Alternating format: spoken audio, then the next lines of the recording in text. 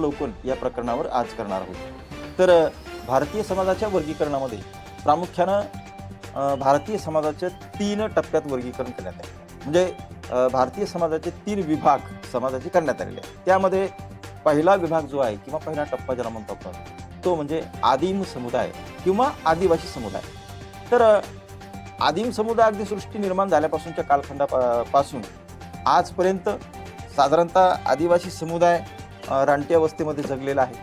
विकासापासून कोसोमैल दूर असलेला हा समुदाय की जेणेकरून यांचं जे वास्तव्य आहे ते वास्तव्य साधारणतः घनदाट झाडी ज्या ठिकाणी आहे, पाण्याने वेढलेले बेट ज्या ठिकाणी आहे किंवा डोंगरदऱ्या आहेत, डोंगरदऱ्याच्या अवतीभोवती असलेल्या कपाऱ्या आहेत, या कपाऱ्यामधून हे वास्तव्य करणारे लोकांचं प्रमाण आदिवासी समुदायाच्या माध्यमातून आपण त्याचा अभ्यास केलेला आहे। खऱ्या अर्थानं आदिवासी कशाला म्हणायचं किंवा आदिम समुदाय म्हणजे काय किंवा आदिम समुदायाची जी काही व्याख्या आहे ती काही शास्त्रज्ञांना एका विशिष्ट पद्धतीनं समाजशास्त्रामध्ये मांडण्याचा प्रयत्न केलेला आहे। त्यामध्ये प्रामुख्यानं एल लेविस नावाचे शास्त्रज्ञ समाजशास्त्रज्ञ आहेत की त्यांचं आदिवासी समुदायाची व्याख्या किंवा आदिवासी नेमकं म्हणजे काय, आदिम म्हणजे काय, तर हे आपण या व्याख्येद्वारे समजावून घेऊ की जेणेकरून आदिम समाजाचं एक आकारमान लहान असतं, त्याचबरोबर त्यांच्या सामाजिक आणि कायदेशीर ज्या काही राजकीय संबंधांचे स्थळ आणि काळाच्या मर्यादा त्यांना असतात आणि या समाजाची वैशिष्ट्यपूर्ण नैतिकता आणि धर्मव्यवस्था असते व संबंधित पैलूबाबत व्यापक अशा प्रकारचा दृष्टिकोन असतो। साधारणतः अशिक्षितपणा, अंधश्रद्धा, जादूटोणा, काळी जादू, पांढरी जादू याचा उपयोग स्वतःच्या दैनंदिन जीवनामध्ये आदिवासी समुदाय हे प्रामुख्याने करत असतात। विशेषतः यांची जीवन जगण्याची जी पद्धती आणि विवाहाच्या पद्धती प्रचंड वेगवेगळ्या आहेत। यामध्ये जमाती अंतर्गत विवाहालाच आदिवासी समुदायाने प्राधान्य दिलेलं आहे। आधुनिक कालखंडामध्ये किंवा काळाच्या बदलाच्या स्वरूपाप्रमाणे अलीकडच्या काळामध्ये थोडा बदल होत चाललेला आहे। जमातीच्या बाहेरही विवाह करण्याच्या पद्धती अलीकडच्या काळात अस्तित्वात आलेल्या आहेत किंवा होत आहेत, परंतु एक अलिखित अशा प्रकारचा बंद असा आहे की जमाती अंतर्गतच विवाहाला आदिवासी समुदायामध्ये प्राधान्य दिलं जातं। तर या आदिवासी समुदायाच्या ठळक वैशिष्ट्यामध्ये आपण अभ्यास केलेला आहे की भौगोलिक अलिप्तता ही शहरी समुदायापासून आणि ग्रामीण समुदायापासून अलग असलेली ही हा समुदाय आहे। साधारणतः ग्रामीण भागाचाही संबंध या समुदायाशी जास्तचा येत नाही आणि शहरी समुदायाचाही संबंध या समुदायाचा जास्त येत नाही आणि म्हणून ग्रामीण आणि शहरी दोन्ही समुदायापेक्षा भिन्न किंवा अलगता यांच्यामध्ये निश्चितच स्वरूपामध्ये दिसते।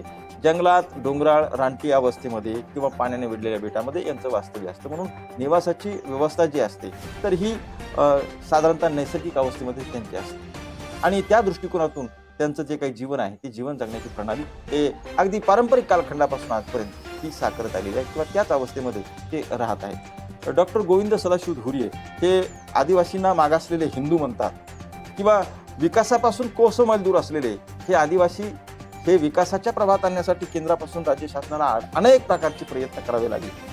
आता कुठंतरी यश थोड्याफार प्रमाणात दोन्ही शासनाला आल्यासारखं वाटतंय किंवा येत आहे की जेणेकरून आदिवासी समुदायातला शेवटचा घटक जो आहे हा शिक्षणापासून वंचित आहे, अंधश्रद्धेच्या खाईमध्ये तो स्वतःचं जीवन जगतो आहे आणि म्हणून त्या दृष्टिकोनातून हे जीवन जगण्याचं जे काही दैनंदिन जो काही क्रम आहे हा आदिवासी समुदायामध्ये आपल्याला दिसून येतो। त्यानंतर आर्थिक जीवन जे आहे ते अतिशय मागासलेले जीवन आहे। कसल्याही प्रकारच्या आर्थिक उत्पन्नाचा स्रोत त्यांच्याकडे नसतो। अगदी शिकार करणे, मासेमारी करणे, स्वतःचा उदरनिर्वाह पोट भरणे आणि रानावनात फिरत राहणे, पुन्हा त्यातल्या त्यात या जीवन जगण्याचा जो काही क्रम आहे याच्यामध्ये ते एका ठिकाणी स्थिर राहत नाही, स्थलांतरित सातत्यानं या ठिकाणाहून त्या ठिकाणी, त्या ठिकाणाहून या ठिकाणी रानावनात त्यांची भरती सातत्यानं चालत असते। त्यांना एक प्रकारची अस्मितेची जाणीव या लोकांमध्ये सरासरी थोड्याफार प्रमाणात जास्त जाणवते किंवा जमाती अंतर्गत ज्या लोकांना विशेष अशा प्रकारचं प्राधान्य देऊन ते एकमेकाबद्दलची अस्मिता जी आहे तर ती जपण्याचा सातत्यानं प्रयत्न करतात। आदिवासी बांधवाची अस्मिता जपण्याचा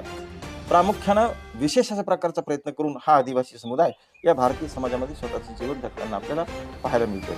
त्यानंतर हा एक आंतरविवाही समूह आहे। मी सांगितल्याप्रमाणे की जमाती अंतर्गतच विवाह करणे, जमातीच्या बाहेर विवाह करणे हा निषिद्ध मानला जातो आणि म्हणून जमाती अंतर्गत विवाह हे एक अलिखित स्वरूपाचा दंड किंवा नियम आदिवासी समुदायासाठी हा बांधून दिलेला आहे किंवा त्यांनी तो बांधून घेतलेला आहे। त्याचबरोबर त्यांची एक वैशिष्ट्यपूर्ण संस्कृती आणि वैशिष्ट्यपूर्ण अशा प्रकारची भाषा, स्वतंत्र भाषा त्यांच्याकडे आहे। अनेक प्रकारच्या जमाती आहेत, त्यांच्यामध्ये सुद्धा अनेक जमातीमध्ये एक सुरुवातीच्या कालखंडामध्ये एक स्वतंत्र भाषा आणि म्हणून स्वतंत्र संस्कृती आणि भाषा, या संस्कृती आणि भाषेच्या आधारे जगण्याचा जीवनक्रम जो आहे तो आदिवासी समुदायाचा आपल्याला पाहायला मिळतो किंवा आढळून येतो. त्यानंतर हा जो समुदाय आहे एक साधा समाज म्हणून हा नवलौकिक असा आहे. कारण विकासापासून कोसमय दूर आहे, शिक्षणापासून वंचित आहे, अंधश्रद्धा कमालीची त्यांच्याकडे आहे आणि अंधश्रद्धेच्या माध्यमातून जीवन जगण्याची परंपरा ही पारंपरिक कालखंडापासून आजपर्यंत हा आदिवासी समाज जो आहे तो सातत्यानं जीवन जगतोय. निसर्गातच देवदेवता आहे किंवा निसर्गाची पूजा हा आदिवासी समुदायामध्ये निसर्गच ही देवता मानतो. त्यानंतर अर्धनग्न अवस्थेमध्ये शरीरावर पुरेसे कपडे नसणे, पायामध्ये वाहन किंवा चप्पल किंवा बूट वगैरे अशा प्रकारची साधनं ही जास्तीत जास्त ते वापरत नाही आणि अतिशय साधी राहणे आणि साध्या पद्धतीनं जीवन जगणे आणि निसर्गावर कमालीची श्रद्धा आहे. अशा पद्धतीनं जीवनक्रम जो आहे तो आदिवासीचा आपल्याला पाहायला मिळतो. साधं जीवन आहे, साधा धर्म आहे आणि या जीवात्मवाद किंवा चेतनावाद आणि कुलप्रतीकवाद हे पूर्वज म्हणून, वृक्ष म्हणून पाण्याची, वृक्षाची, निसर्गामधल्या सानिध्याची ते पूजा करतात. धार्मिक भावना जागृत करून ते स्वतःचं जीवन जगण्याचा सातत्यानं प्रयत्न करत असतात. प्रत्येक विशिष्ट अशा प्रकारचा हा जो समुदाय आहे त्या समुदायाचे स्वतंत्र प्रशासन अशा प्रकारचं असतं की या एखाद्या जमाती अंतर्गत जे काही प्रमुख जे लोक असतात तर ते प्रमुख लोक ह्या जमातीचं प्रशासन करण्याचा प्रयत्न करतात किंवा प्रशासन करत असतात की जमाती अंतर्गत लोकांनी कशा प्रकारे जगायचं अशा प्रकारच्या एक प्रकारचा आदेश किंवा सूचना ते करत असतात आणि त्यांच्या सूचनेचं आणि आदेशाचं बाकी जमातीतील लोक हे पालन करत असतात. म्हणून काही प्रमुख लोक हे जमाती अंतर्गत जमातीचं प्रशासन करून प्रशासन करून हा समुदाय स्वतंत्र जीवन जगण्याचा प्रयत्न करत असतो. एक प्रकारे कुळावर आधारित किंवा कुल संघटन अशा प्रकारचं कौशल्य त्यांच्यामध्ये आपल्याला निश्चितपणे दिसून येतं आणि ह्या कुल संघटनेच्या माध्यमातून जगण्याचा प्रयत्न सुद्धा आदिवासी समुदायामध्ये सातत्यानं होत असतो. समतावादी मूल्य जी आहेत की आदिम जमातीमध्ये जे काही समाज जो आहे याच्यामध्ये संरचना आणि समतावादी धोरण जे आहे या तत्वावर आधारलेलं आहे. समाजाच्या संबंधाची कोणतीही श्रेणीबद्ध रचना या आदिम समुदायामध्ये आपल्याला पाहायला मिळत नाही किंवा आढळून येत नाही आणि त्यामुळं आदिम समाजात जाती व्यवस्था किंवा लिंग आधारित विषमता आढळून येत नाही. मग सामाजिक स्थान जे असतं किंवा जे काही त्याला अधिकार असतात ते विशेष प्रकारचे अधिकार घेऊन स्वतंत्र जीवन जगण्याची प्रणाली आदिवासी समुदायामध्ये असतात आणि अशा पद्धतीनं त्या आदिवासी समुदाय हा ग्रामीण आणि शहरी समुदायापासून वेगळा असलेला हा समुदाय. तर या आदिवासी समुदायाच्या शोषणाची अनेक प्रकारची कारणं आहेत. ब्रिटिश देशात आले आणि या ब्रिटिश देशात आल्याच्या नंतर ब्रिटिशांनी जे काही कंपन्या, कारखाने आणि कच्च्या मालापासून पक्क्या मालात रूपांतरित करण्यासाठी जे काही उद्योग, उदीम समूह या भारतामध्ये सुरू करण्याचा प्रयत्न केला. तर त्यावेळी ज्या ज्या ठिकाणी आदिवासी समुदाय वास्तव्यास आहे, निसर्गामध्ये आहे, ज्या ज्या ठिकाणी त्यांचं वास्तव्य आहे अशा ठिकाणी ब्रिटिशांनी त्या निसर्गामध्ये किंवा त्या क्षेत्रामध्ये, आदिवासींच्या क्षेत्रामध्ये एक प्रकारचं अतिक्रमण करण्याचा प्रयत्न केला. त्या ठिकाणी कंपन्या, कारखान्याची स्थापना करून कच्च्या मालापासून पक्क्या मालामध्ये रूपांतरित करण्याचे उद्योग समूह निर्माण केले आणि त्या दृष्टिकोनातून एक प्रकारचं शोषण हे आदिवासी समुदायाचं ब्रिटिश कालखंडामध्ये सुद्धा झालेलं आहे. त्याचबरोबर जे काही वैदिक क्षेत्रांमध्ये व्यवसाय, आर्थिक किंवा विक्रेत्यांचा प्रवेश झाल्यामुळे ह्या ज्या जमाती आहेत यांचं जे काही पारंपरिक वैदिक शास्त्रामधून जगण्याचं प्रमाण आहे यापासून ते दुरावलेले गेलेले आहे. त्यानंतर मी सांगितल्याप्रमाणे औद्योगिक उभारणी आणि धरण बांधणीमुळं आदिम जमातीचे त्यांच्या पारंपरिक मूलस्थानापासून ते विस्थापन झाले की ज्या ठिकाणी त्यांचं वास्तव्य होतं त्या ठिकाणी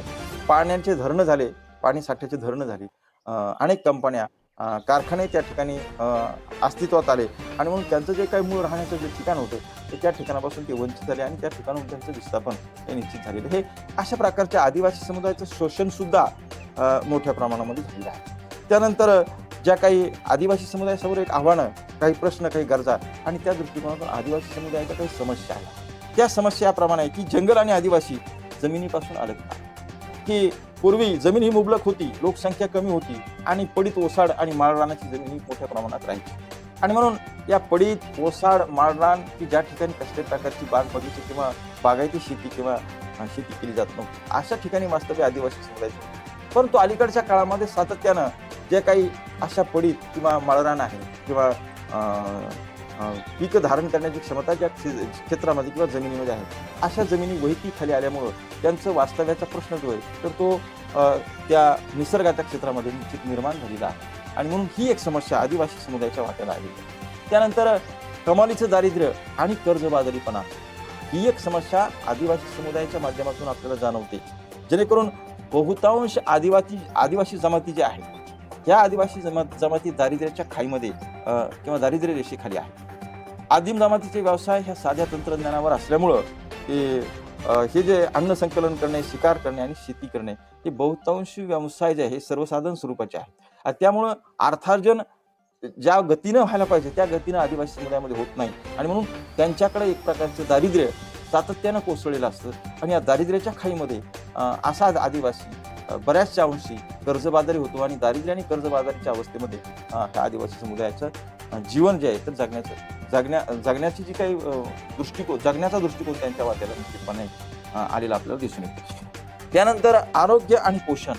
आरोग्याच्या बाबतीमध्ये कसल्याही प्रकारच्या सोयी सुविधा त्या निसर्गामध्ये नसल्यामुळं साधारणतः ज्या काही आरोग्याच्या सुविधा नसल्यामुळं जे काही बिमारी किंवा रोग जो आहे हा साधारणतः आजार जो आहे हा आजार आदिवासी समुदाय सातत्याने अंगावर काढत असतात आणि या आदिवासी समुदायाच्या माध्यमातून जो काही आजार स्वतःच्या अंगावर काढला जातो त्यातून त्यांच्या स्वतःच्या शरीराचं पोषण हे सुद्धा व्यवस्थित त्यांना करता येत नाही आणि म्हणून अशा पद्धतीनं आरोग्य आणि पोषणाची सुद्धा समस्या त्यांच्या वाट्याला कमालीची आलेली आहे. त्याचबरोबर जे काही शिकार करण्याचं माध्यम आहे अलीकडच्या काळात वृक्षतोड किंवा झाडे तोडण्याचं प्रमाण जे आहे ते वाढत चालले आणि या दृष्टिकोनातून सावज किंवा शिकारीचं प्रमाण ज्या ठिकाणी मोठ्या प्रमाणात असतं त्या ठिकाणचं शिकार किंवा सावजाचं प्रमाण कमी झाल्यामुळं त्यांच्या एक प्रकारच्या अन्नाचा प्रश्न, पोट भरण्याचा प्रश्न सुद्धा त्यांच्यासमोर निर्माण झालेला आहे. म्हणून ही एक समस्या आदिवासीच्या वाट्याला आलेली आहे. त्यानंतर निरक्षरता. निसर्गावस्थेमध्ये राहत असल्यामुळे कसल्याही प्रकारच्या शिक्षणाची सुविधा नसल्यामुळे निरक्षरता हे त्यांच्या वाट्याला कमालीची आलेली आहे आणि म्हणून या दृष्टिकोनातून आदिवासी समुदाय या पद्धतीनं समस्येच्या खाईमध्ये त्याच्यानंतर वेठबिगारी आहे, स्थलांतरित शेती आहे, झुम नावाची शेती आहे. तर ह्या सगळ्या विवंचनेतून समस्येतून बाहेर काढण्यासाठी देशाचे पहिले पंतप्रधान पंडित जवाहरलाल नेहरू यांनी आदिवासीच्या विकासासाठी पंचशील धोरणाची किंवा पंचशील तत्वज्ञानाचा अवलंब केला आणि पंचशील तत्वज्ञानाच्या माध्यमातून आदिवासी समुदायाचा विकास घडवून आणण्याचा प्रामाणिकपणे प्रयत्न केला.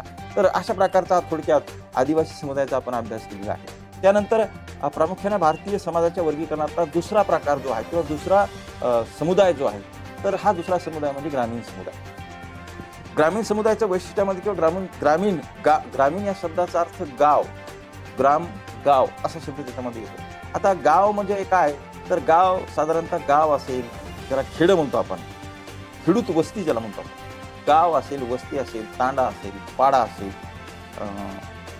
अशा प्रकाराला आपण साधारणतः गाव किंवा ग्राम किंवा खेडं असा त्याला शब्द एक प्रकारे रूढ आहे. तर ह्या खेड्याची व्याख्या किंवा ग्रामाची व्याख्या किंवा गावाची व्याख्या आपल्याला कशी करता येईल तर साधारणतः 5,000 लोकवस्तीपेक्षा कमी लोकवस्ती असलेल्या समूहालाच, एकत्र वास्तव्य करणाऱ्या समूहाला आपण साधारणतः गाव किंवा खेडं किंवा वस्ती किंवा तांडा पाडा अशा प्रकारे वेगवेगळ्या अर्थानं ग्रामीण समुदायाच्या बाबतीमध्ये संबोधन जे आहे तर ती वापरली जातात आणि त्या दृष्टिकोनातून ह्या देशामध्ये भारतीय समाजामध्ये साधारणतः 70 ते 76% लोकांचं जे काही वास्तव्य आहे हे ग्रामीण समुदायामधून आहे. उर्वरित म्हणजे ग्रामीण आणि आदिवासी समुदायातून आहेत आणि उर्वरित राहिलेले जे काही 24 ते 26% लोक आहेत यांचं शहरी समुदायामधून वास्तव्य.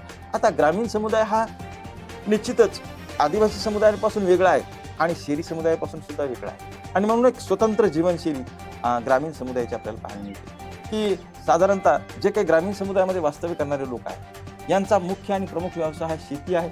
शेतीशी निगडीत पशुपालन असेल, मासेमारी असेल, कुक्कुटपालन असेल, तर अशा प्रकारचा जो काही जोड व्यवसाय जो आहे शेतीशी निगडीत असलेला हा जोड व्यवसाय हा ग्रामीण समुदायातील लोक आपल्याला करताना दिसून येतात. तर साधारणतः या ग्रामीण समुदायाची व्याख्या साधारणतः A.W. ग्रीन या शास्त्रज्ञांनी असं केलेली आहे की ते असं म्हणतात की खेडे समुदाय अथवा ग्रामीण समुदाय मर्यादित भूप्रदेशात निवास करणारा लोकसमूह आहे.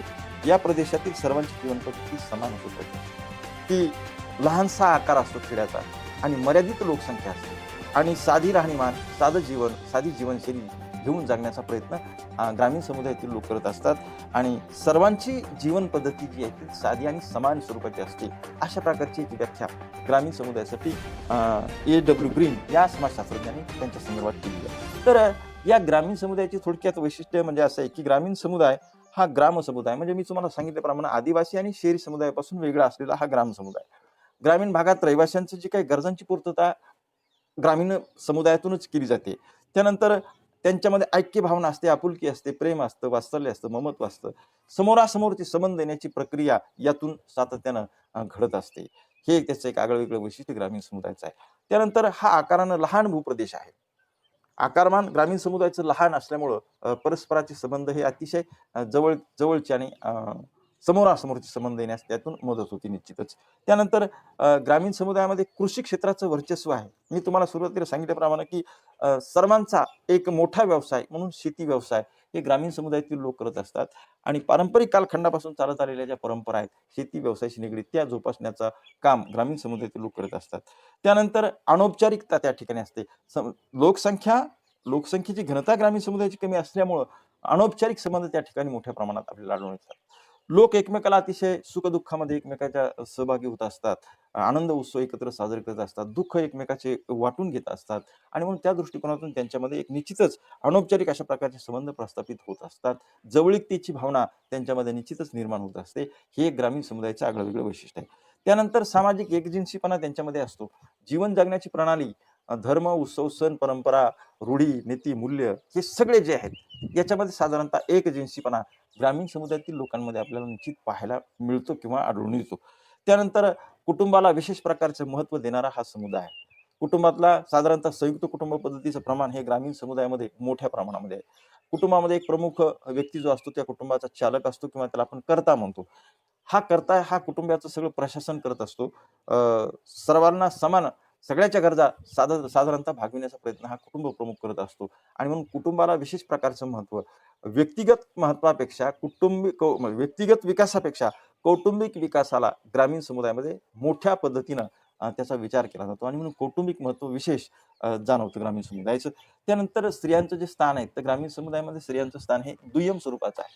पितृसत्ता कुटुंब पद्धतीचं प्रमाण ग्रामीण समुदायामध्ये निश्चित मोठ्या प्रमाणात असल्यामुळं तर हे ग्रामीण समुदायातलं जे काही स्त्रियांचं स्थान आहे हे दुय्यम स्वरूपामध्ये जातं. स्त्रियांनी काय करणे ते पातिव्रत्य सांभाळणे, स्वतःच्या कुटुंब सांभाळणे, कुटुंबात काम करत असतानाच शेतीशी निगडीत असलेलं काम ही स्त्रियांनी करणे आणि कसल्याही प्रकारचे अधिकार या स्त्रीला ग्रामीण समुदायामध्ये नसतात आणि म्हणून दुय्यम स्वरूपाचं स्थान हे ग्रामीण समुदायातील स्त्रियांना हे दिलं जातं.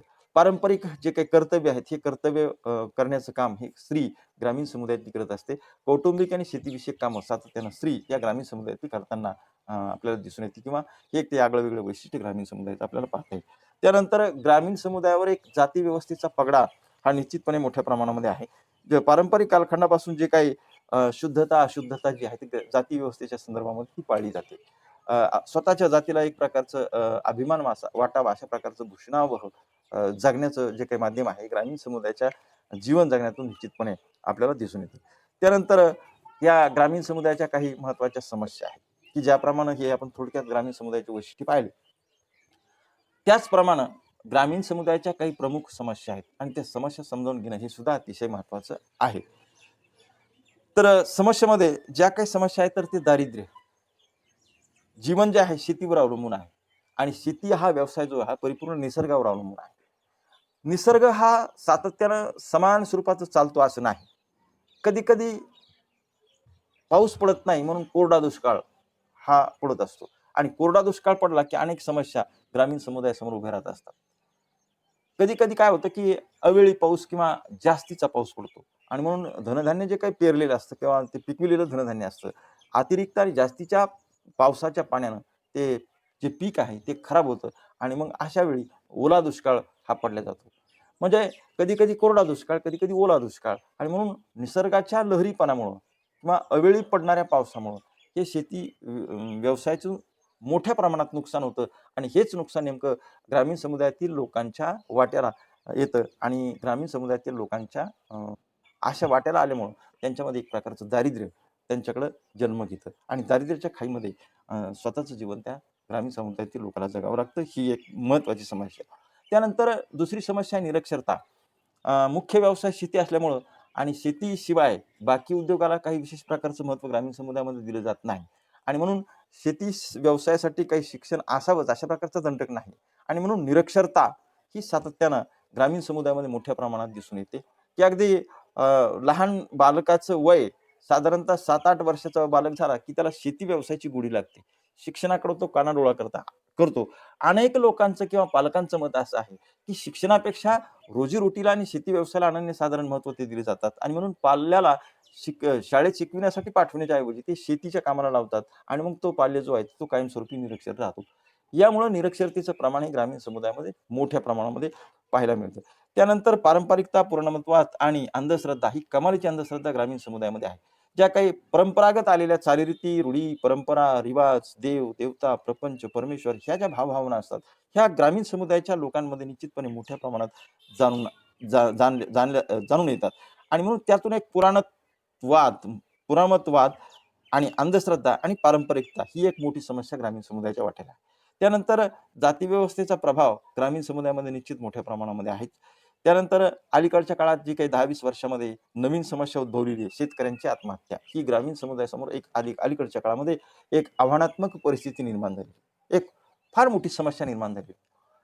अवेळी पडणारा पाऊस, ओला दुष्काळ, कोरडा दुष्काळ, त्यातून आलेलं वाट्याला दारिद्र्य, त्याच्यानंतर केलेला आपण कर्जबाजारीपणा आणि अशा अवस्थेमध्ये जर मुलीबाळीचे विवाह किंवा लग्नाची वेळ जर त्या कुटुंबावर आली असेल, फार मोठ्या प्रकारचं कर्ज झालेलं असेल कुटुंबावर.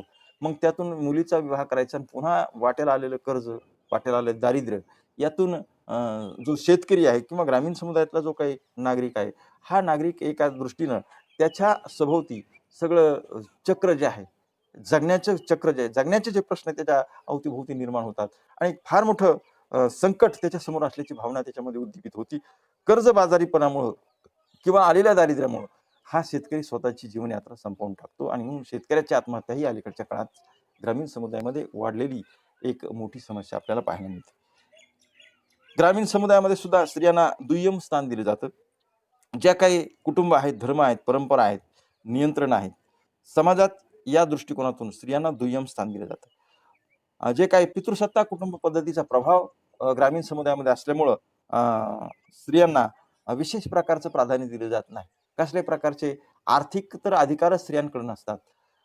रांधावाडा, उष्टीकाडा किंवा चूल आणि मूल ही जी परंपरा आहे, ही ग्रामीण समुदायामध्ये आजही मोठ्या प्रमाणात आहेत आणि म्हणून स्त्रियांचं जे काही स्थान आहे ग्रामीण समुदायामध्ये, तर ते दुय्यम स्तरावरचं स्थान हे ग्रामीण समुदायामध्ये असतं. अशा प्रकारची एक समस्या आहे.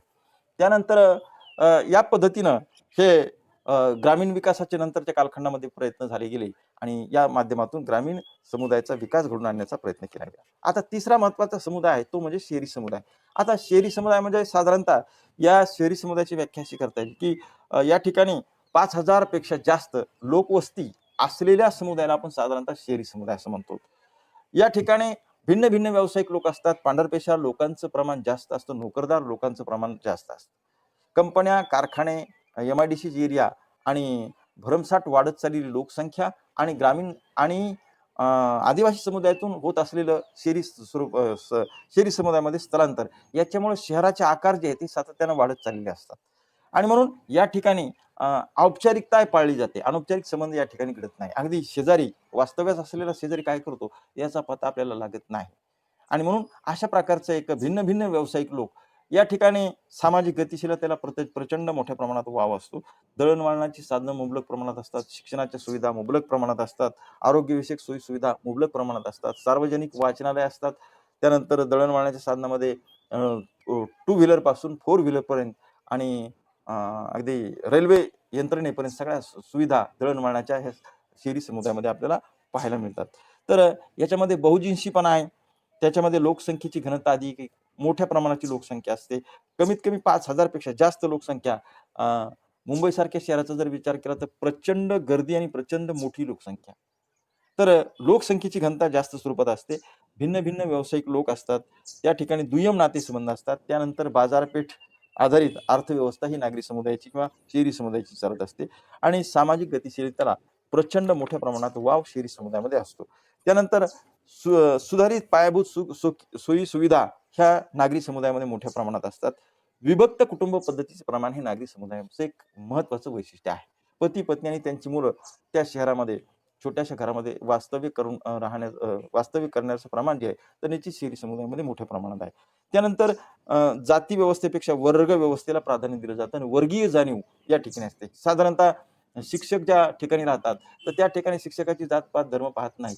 तर असे शिक्षक काय करतात, एकत्रित येऊन शिक्षक वसाहत, पोलीस कॉलनी अशा प्रकारे वर्ग व्यवस्था म्हणजे त्यांच्या डोक्यामध्ये जी भिनलेली असते वास्तव्यातही तीच असते आणि अनुकरण वर्गीय व्यवस्थेचं त्यांच्यामध्ये असतं आणि म्हणून शहरी समुदायामध्ये वर्गीय व्यवस्था हे तिचं एक आगळं-वेगळं वैशिष्ट्य आहे. त्यानंतर सामाजिक नियंत्रण जे असतं ते कायद्यानुसार चालत असतं, औपचारिक नियंत्रण असतं. मार्फत किंवा कायद्यामार्फत हे जे नियंत्रण असतं शहरी समुदायाचं हे औपचारिक अशा पद्धतीचे नियंत्रण होत असतं. त्यानंतर श्रमविभाजन अतिशय गुंतागुंतीचं आहे. अनेक प्रकारचे व्यवसाय, भिन्न-भिन्न व्यवसाय, भिन्न-भिन्न नोकऱ्या, अलगता प्रत्येकाच्या जीवनशैलीमध्ये अलगता कर्माच्या बाबतीमध्ये, कामाच्या बाबतीमध्ये आपल्याला पाहायला मिळते आणि ह्या अशा प्रकारचे एक वैशिष्ट्य शहरी समुदायाचं आहे. त्यानंतर काही समस्या ज्या आहेत शहरी समुदायाच्या आहेत, तर त्याच्यामध्ये प्रामुख्यानं अस्ताव्यस्त शहरं ही अलीकडच्या काळात फार मोठी भेडसावणारी समस्या आहे.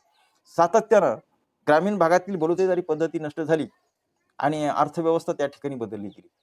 म्हणजे ग्रामीण समुदायात जे काही बेकार हात झाले, त्या बेकार हाताला दोन हाताला काम मिळण्यासाठी आणि पोटाची खळगी भरण्यासाठी साहजिकच ग्रामीण समुदायातला नागरिक जो आहे तो दोन्ही हाताला काम मिळण्यासाठी शहरी भागाकडे स्थलांतरित होऊ लागला. त्यानंतर ग्रामीण भागामध्ये शिक्षणाच्या सुविधा नसल्यामुळे ग्रामीण भागातला विद्यार्थी शहरी भागात येऊन शिक्षण घेऊ लागला. ग्रामीण भागात आरोग्याच्या सुविधा नसल्यामुळे ग्रामीण भागातला नागरिक आरोग्याच्या दृष्टीने शहरी भागात येऊ लागला. म्हणजे ग्रामीण भागातून शहरी भागाकडे येणाऱ्याचे जे काही प्रमाण जे आहे ते दिवसेंदिवस सातत्यानं वाढत चालल्यामुळं आणि त्या ठिकाणी स्थलांतरित होत असल्यामुळं याचा अस्ताव्यस्तपणा जो आहे तो शहरी समुदायामध्ये वाढत चाललेला आहे. त्यानंतर गर्दी आणि दाटीवाटी ही शहरी समुदायाची एक समस्या आहे. प्रचंड मोठ्या प्रमाणातली गर्दी आहे आणि ही गर्दी साधारणतः रस्त्यावर गल्लीमध्ये सार्वजनिक ठिकाणी बस स्टँडवर असेल, रेल्वे स्टेशनवर अशा ठिकाणी ही गर्दी मोठ्या प्रमाणात पाहायला मिळते आणि औपचारिक दृष्टिकोनातून नियंत्रणातून हे दळणवळण जे आहे तर या ठिकाणी साधले जाते. साधारणतः चौकामध्ये सिग्नल व्यवस्था फिट केली असते आणि सिग्नलच्या व्यवस्थेमधून ती वाहतूक यंत्रणा जी आहे गर्दीची यंत्रणा कंट्रोल करण्याचं काम हे सातत्यानं केलं जातं. म्हणजे गर्दी आणि दाटीवाटी हे शहरी समुदायातले एक वैशिष्ट्य. शहरं हे गजबजलेली असतात, बाजारपेठा या गजबजलेल्या असतात. म्हणजे ग्राहकाची संख्या, खरेदी विक्री, मालाचं प्रमाण, कृषी उत्पन्न बाजार समित्या, मोठमोठ्या बाजारपेठा या शहरी समुदायात असल्यामुळे सातत्यानं गर्दी आणि वर्दळ ही मोठ्या प्रमाणात शहरी समुदायासमोर आलेली एक समस्या. त्यानंतर निवास आणि झोपडपट्ट्या ही शहरी समुदायामध्ये निश्चित मोठ्या प्रमाणामध्ये आहे. कारण ग्रामीण समुदायातील पोटाची खळगी भरण्यासाठी आलेला व्यक्ती हा MIDCच्या आजूबाजूला झोपडपट्टीमधून वास्तव्य करताना दिसतो आणि म्हणून झोपडपट्टी एक समस्या आहे. एक दारिद्र्यावस्थेमध्ये असलेली समस्या आहे किंवा गंदी बस्ती त्याला म्हणतात. झोपडपट्टीला अनेक प्रकारच्या शहरामध्ये अनेक वेगवेगळी नावं दिलेली आहेत.